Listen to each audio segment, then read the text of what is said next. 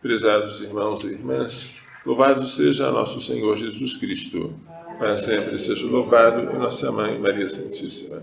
Hoje, sexta-feira, após o segundo domingo, depois de Pentecostes, nós celebramos a solenidade do Sagrado Coração de Jesus. O coração é o órgão que, por pulsar e trazer para o corpo o sangue, lembra, mais do que qualquer outro, a vida. Nós percebemos que uma pessoa está viva quando o seu coração está pulsando. A pulsação também varia de acordo com as emoções. Quando estamos calmos, o coração pulsa com baixa frequência. Quando estamos ansiosos, pulsa com uma frequência maior. Assim, o coração é considerado o órgão das emoções. E festejamos o coração de Jesus para nos lembrarmos do quanto que ele nos amou. Porque o seu coração pulsava de amor ao Pai, que o havia enviado para esta obra, e por amor de nós, para a nossa salvação. A primeira leitura desta solenidade é tirada do profeta Oséias. Oséias, referindo-se a Israel, diz: quando Israel era criança, eu já o amava, e do Egito chamei o meu filho. Alusão à libertação do Egito, dos israelitas, a libertação da escravidão do Egito. Ensinei Efraim a dar os primeiros passos. Efraim é uma das tribos de Israel. Tomei-o em meus braços. É um carinho de pai para filho. Mas eles não reconheceram que eu cuidava deles. E eu os atraía com laços de humanidade, com laços de amor. Eu era para eles como quem leva uma criança ao colo. Rebaixava-me a dar-lhes de comer. É um trecho cheio de ternura, como costuma ser todos os trechos do profeta Oséias. E o que o Senhor vai fazer com Israel, ou com a tribo de Efraim? Meu coração comove-se no íntimo e arde de compaixão. Aqui se fala do coração de Deus, de maneira figurada, porque Deus só teve um coração de carne depois da encarnação, depois que o Filho de Deus se fez homem. Aqui, meu coração comove-se no íntimo e arde de compaixão. Não darei largas à minha ira, não voltarei a destruir Efraim. Afinal, eu sou Deus e não um homem. O santo no meio de vós, não me servirei do terror. Apesar de Israel merecer o castigo, o Senhor não vai castigá-lo. Meu coração comove-se no meu íntimo. A segunda leitura, tirada da carta de São Paulo aos Efésios, contém uma oração. São Paulo dobra os joelhos diante do Pai, de quem toda a família recebe o seu nome. Toda a família tem um pai na terra, porque existe um pai no céu, pedindo a Deus o quê? Que Deus conceda aos Efésios que sejam fortalecidos por seu Espírito quanto ao homem interior, que ele faça habitar pela fé Cristo em vossos corações, que sejais enraizados e fecundados no amor. Ele falou da fé, agora está falando do amor.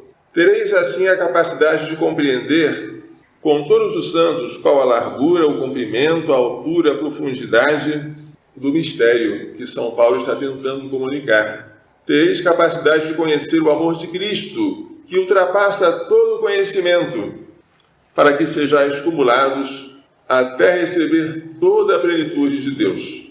O amor de Cristo, que se manifesta na sua crucifixão, na sua morte e no seu coração transpassado, é insondável. É um amor que supera todo o nosso conhecimento. Mas podemos conhecer alguma coisa dele pela graça do Espírito Santo. E isso São Paulo pede. Porque se nós conhecermos quanto Cristo nos ama, nós nos envergonharemos da pequenez do nosso amor. E faremos tudo o que tiver ao nosso alcance para amar Jesus ao máximo. E para amar Jesus na pessoa do próximo que vem nos pedir ajuda. O Evangelho traz hoje a cena do coração de Jesus sendo transpassado pela lança. Quando Jesus morreu, era tarde de sexta-feira, mas para os judeus o dia começava na véspera. E como aquele sábado, o sábado que viria depois de sexta-feira, seria um grande dia, uma festa solene, não convinha que os crucificados ficassem presos à cruz durante essa festa. Convinha que eles morressem antes. Pediram a Pilatos que mandasse quebrar as pernas aos crucificados e os tirasse da cruz. E assim fizeram os soldados. Eles quebraram as pernas de um e de outro ladrão que estavam com Jesus.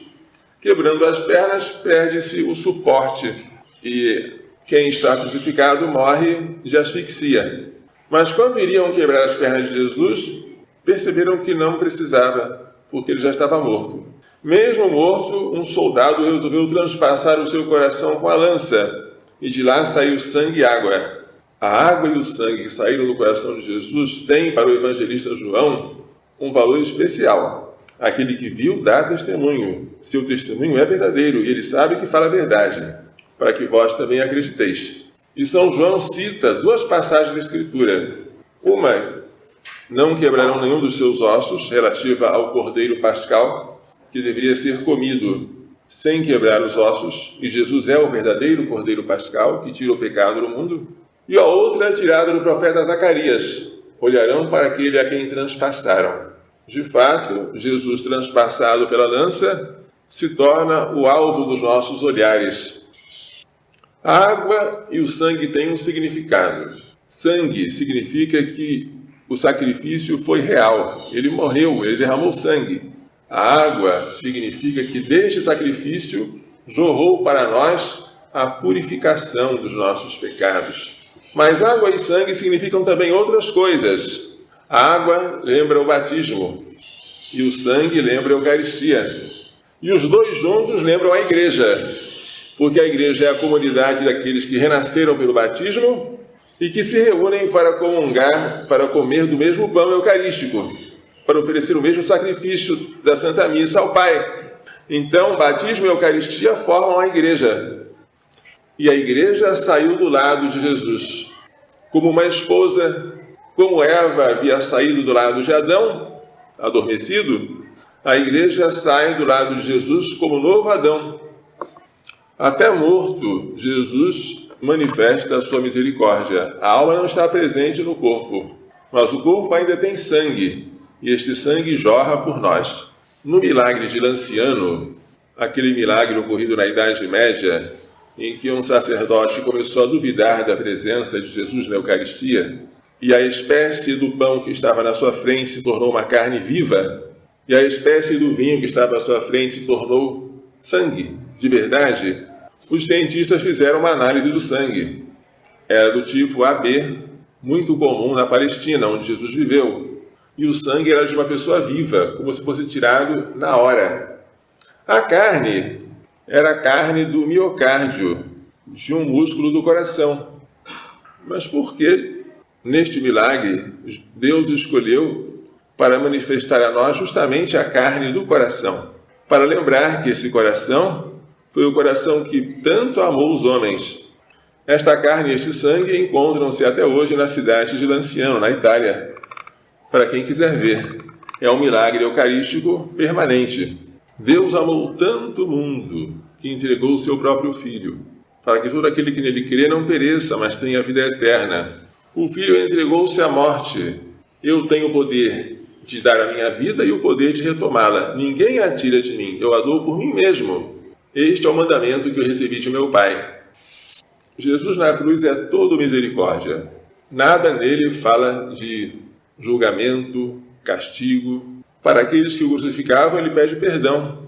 Para aquele que o transpassou, ele jorra o seu sangue redentor.